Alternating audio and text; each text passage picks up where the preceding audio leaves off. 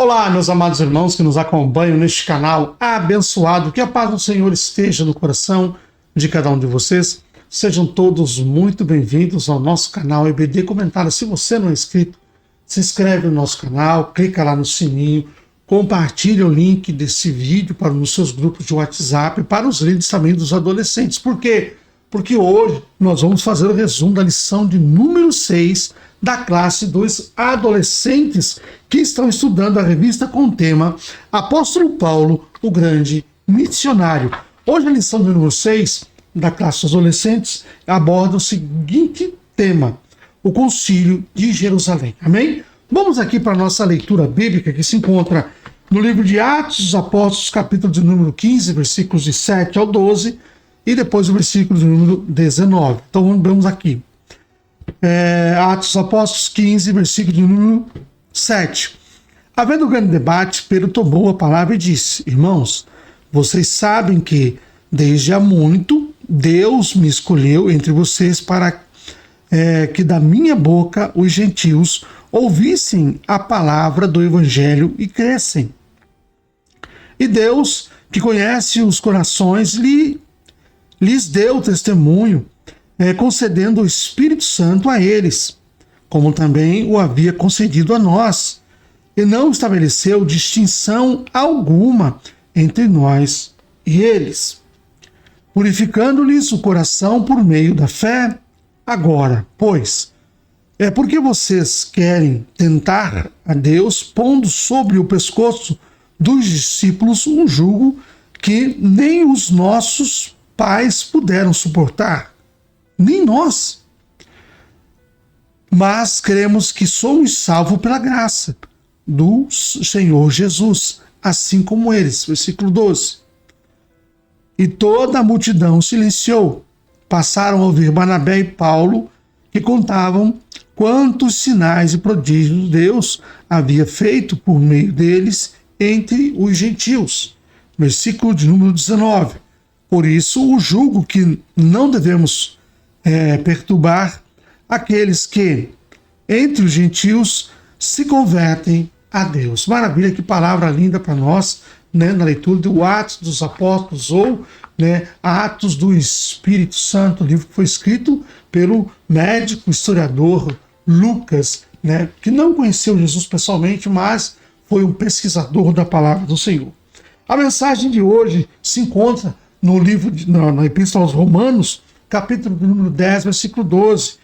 Isso vale para todos, pois não existe nenhuma diferença entre judeus e não judeus. Deus é o mesmo Senhor de todos e abençoa generosamente todos os que pedem a sua ajuda. Amém? Então, meus amados irmãos, nós vamos começar a entender tudo isso para ver aonde vamos chegar dentro do concílio e entender a razão pela qual nós recebemos esta salvação através da graça que imerecida que recebemos através de Jesus Cristo. Amém? Então você já deve ter escutado falar sobre a lei de Moisés. Ouviram falar? Já, claro, com certeza. Nessa lição estudaremos a importância para a identidade do povo judeu, a questão das leis. Veremos o debate que surgiu entre os cristãos judeus sobre a necessidade dos cristãos não judeus seguirem as regras e a tradição da lei. E entenderemos que, no entanto, Jesus morreu na cruz e cumpriu toda a lei, dando início à nova aliança. Vamos aqui para dar início agora a hora de aprender. Quando nós vimos que Paulo ele fez a primeira viagem, então ele dedicou-se a continuar os ensinamentos das Escrituras em Antioquia, da Síria. Então, nesse período surgiu o quê? Surgiu um problema doutrinário. Então, já nós vamos falar a respeito do que é doutrina. Parte dos judeus convertidos a Cristo, que eram os cristãos judaizantes, acreditavam que para os não-judeus servirem a Deus, eles precisavam ser o quê? Circuncidados e obedecer à lei de Moisés. Atos dos Apóstolos, capítulo 15, versículo número 5, que fala bem assim para nós.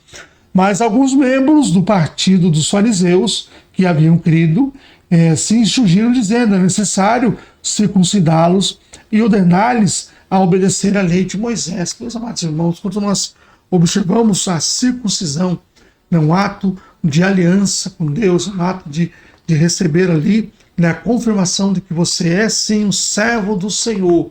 Então, os judaizantes achavam, os que eram cristãos judaizantes, achavam que todos deviam também seguir a lei de Moisés, ou seja, a lei de Moisés, ela foi estipulada, no caso, para os judeus. Jesus, ele não veio abrogar a lei, não veio modificar a lei. Jesus apenas ele veio cumprir a lei, e a lei foi cumprida na sua integralidade. Amém? Então, para tratar a questão da igreja, a igreja enviou Paulo e Barnabé e outros irmãos para uma reunião em Jerusalém com os apóstolos de Jesus e outros líderes.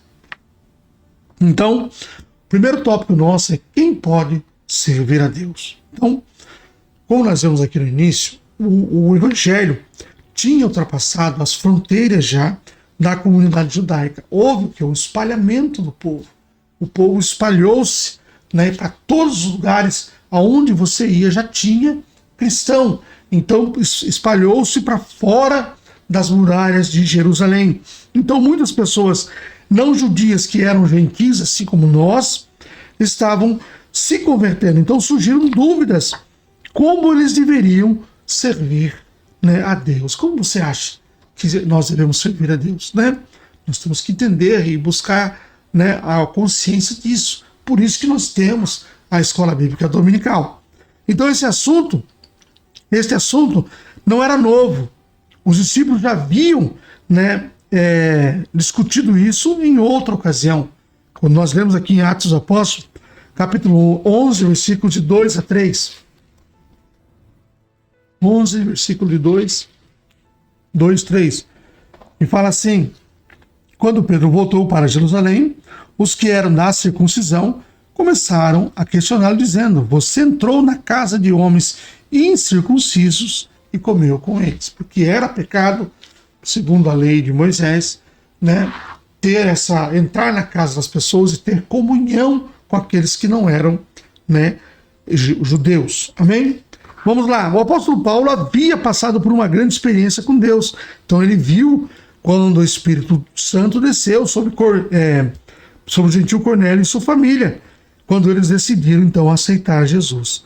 Da mesma forma tinha descido sobre os discípulos judeus no dia de Pentecostes. Quando nós vemos lá Atos dos Apóstolos capítulo 2, versículos de 1 ao 4, havia que as pessoas que estavam lá receberam o Espírito Santo. Se repetiu da mesma forma quando nós vemos aqui Atos capítulo 11, versículos do 15 ao 18. Vamos aqui de novo. Quando comecei a falar, o Espírito Santo caiu sobre eles, como também sobre nós no princípio. Então me lembrei da palavra do Senhor quando disse: João, na verdade, batizou com água, mas vocês serão batizados com o Espírito Santo. Porque quando nós aceitamos a Jesus, ou recebemos, tira até melhor a palavra receber Jesus como nosso único e suficiente Salvador, nós recebemos então a justificação de todos os nossos pecados. Então, e o Espírito Santo já está em nós, porque é o sopro de Deus. Quando nós vamos falar o sopro de vida de Deus, é o Espírito Santo, é o Espírito de Deus, é o Ruach, aquele que traz a vida, aquele que dá a vida. Amém? Vamos aqui dar continuidade à nossa leitura. Então isso demonstrava que Deus trata todos de forma igual. Em Joel capítulo 2, versículo 28. Deixa eu encontrar Joel aqui. Está para trás aqui. Joel, aqui. Capítulo 2, versículo 28 em diante. Fala bem assim. Olá. E acontecerá, depois disso, que derramarei o meu espírito sobre toda a humanidade. Não falou que é sobre todos os judeus, não. É sobre toda a humanidade. Os filhos e as filhas de vocês profetizarão, e os seus velhos sonharão, e os seus jovens terão visões. até sobre os servos e sobre as servas derramarei o meu espírito naquele dia. Então essa promessa de Joel, ela se cumpriu, né, através de lá no dia de Pentecostes, em Atos dos Apóstolos, capítulo 2, dos versículos de 1 ao 4. Amém? Então, para refletir tudo isso, eles se reuniram em Jerusalém para tratar de como aplicar a doutrina para aqueles que eram novos convertidos. Quando Jesus veio para cumprir a lei, né, ele não disse que você tinha que ser circuncidado. Ele não falou que você tinha que cumprir todos os ritos judaicos. Então, Jesus veio mostrar a aplicação da lei na forma, né, de homem e homem sem pecado. Amém? Então, em contrapartida, Pedro relembrou sua experiência com Cornélio.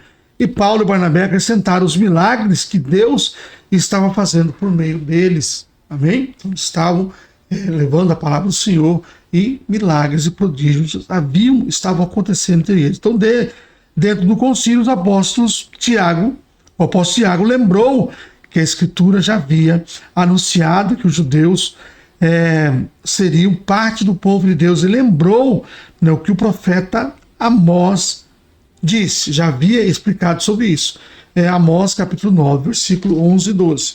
Então, diz assim: naquele dia levantarei o tabernáculo caído de Deus, vou reparar as suas brechas e levantá-lo das suas ruínas, vou restaurá-lo para que volte a ser como era nos dias da antiguidade, para que o meu povo tome posse do restante de Edom e todas as nações que são chamadas pelo meu nome, diz o Senhor, que faz estas coisas. Amém? Então, todas as nações que chamam a Deus pelo nome. Amém? Vamos aqui então para a decisão final. Então, foi decidido, portanto, que, então vamos marcar aqui, de que qualquer pessoa, não importando a sua origem, poderia crer em Jesus e servir a Deus. Amém? Qualquer pessoa, não importando a origem, né, poderia crer em Jesus e servir, e servir a Deus. Amém? Vamos para o segundo tópico, que fala a respeito de que o que se deve fazer para servir a Deus. Então, uma segunda questão foi levantada no concílio. Os não-judeus precisavam seguir o estilo de vida judaico para crer em Jesus e serem salvos? Claro que não. Eles não podiam, não precisavam tudo isso, né? Os apóstolos concluíram que os cristãos que servirem a Deus não seriam necessário viver como os judeus. Os judeus eram cheios de costumes, né? Cheio de eventos, cheio de, como a gente chama de momentos assim de tradições religiosas. Então eles tinham muito isso. Mas aqueles que recebiam a Jesus não precisavam fazer o uso de todos esses costumes. Amém? Então Pedro e Tiago, os apóstolos de Jesus, explicaram que não era correto estabelecer regras difíceis para os novos convertidos, né? Para os novos cristãos, aqueles que seguiam a Deus depois como gentios. Então não precisava. Haviam regras que eram muito difíceis dentro do judaísmo. Sempre tem, porque é uma tradição muito antiga, né? Vamos lá. Então apresentou-se 4 proibições aos não-judeus. Isso aí foi o que eles colocaram lá, né, como doutrinário. Não comer carne de animais que foram oferecidos a sacrifício aos ídolos, não comer carne de nenhum animal que tivesse sido estrangulado, né, e não comer sangue e não praticar imoralidade sexual. Então são essas 4 proibições que foram colocadas. A gente podia até falar de cada uma delas, mas para não ficar muito longa a aula, a gente vai, no caso aqui, resumindo da forma que estão fazendo, certo? Então, dessa forma, qualquer pessoa de qualquer povo ou nação poderia servir a Deus a partir da fé em Jesus Cristo e do batismo, mantendo a comunhão com a igreja que era formada por judeus e gentios. Amém? Então a igreja era formada por judeus e gentios. Deus não faz acepção de pessoas. Se você analisar uma coisa, no céu não tem placa de igreja. Mesmo no céu não existe placa de igreja. A assembleia, quadrangular, universal. Não, Deus é amor. Não. É o povo de Deus. É o povo que foi escolhido por Deus. É o povo que aceitou Jesus. Recebeu, nem aceitou. Recebeu Jesus como seu único e suficiente Salvador. Amém? Vamos então agora para o terceiro tópico, que falando a respeito o quê? Da organização da doutrina da igreja. Aqui entra a questão, né? Essa reunião para discutir o assunto é chamada de Concílio de Jerusalém ou Concílio Apostólico. Foi o primeiro encontro oficial da igreja para debater um assunto doutrinário. E você sabe o que é doutrina? Veja bem, a definição está aqui. A doutrina bíblica é uma crença verdadeira, baseada onde? No texto sagrado. Então o concílio foi estabelecido a doutrina, né, de que a salvação de Cristo é para todos. Então foi ensinado ou seja, a doutrina é ensinar, não é costumes. A doutrina é ensinar. Então foi ensinado às pessoas, né, que a salvação veio para todos, para toda a terra. Oh, glória a Deus, maravilha, né? Então o passo seguinte foi divulgar essa decisão, né, do concílio. Então escreveu-se uma carta com as orientações sobre os gentios, como os gentios deveriam se comportar. Estou anotando tudo aqui após declarar a fé em Jesus Cristo. Judas e Silas acompanharam Paulo e Barnabé até Antioquia, com a missão de ler e entregar as cartas para os irmãos. Você sabia que Antioquia foi o primeiro lugar que os cristãos foram chamados de fato de cristãos, e a razão pela qual é porque eles imitavam Cristo. Então eles eram parecidos com Cristo, eram tipo, né, parecido tipo de Cristo. Amém? Então foi discutida essa questão central, né? E é sobreviver pela graça, não pela lei. Amém? Vamos lá, dar continuidade aqui. Então, o que significa isso? Vou riscar aqui. Significa que quando uma pessoa decide servir a Jesus, basta crer que Ele é o Salvador e que morreu na cruz e ressuscitou.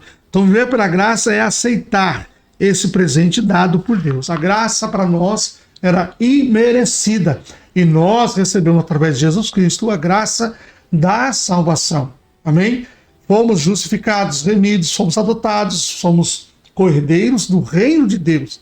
Então hoje nós fazemos parte da aliança abrâmica através de Jesus Cristo. Amém? Então não é necessário se tornar um judeu, ou seja, seguir a regra da lei de Moisés, para crer em Jesus e receber a salvação. Pois pela graça de Deus vocês são salvos por meio da fé. E isso não vem de vós, mas é um presente dado por Deus, que está em Efésios capítulo 2, versículo 8. Meus amados irmãos, o crescimento do número de cristãos entre muitos povos diferentes fez surgir a questão debatida no Concílio de Jerusalém. A decisão final foi guiada por quem? Pelo Espírito Santo. Ela estava em conformidade com a pregação do Evangelho feita por Jesus Cristo. Para nós encerrarmos, nós temos que entender uma coisa. Onde há unidade, há ação do Espírito Santo.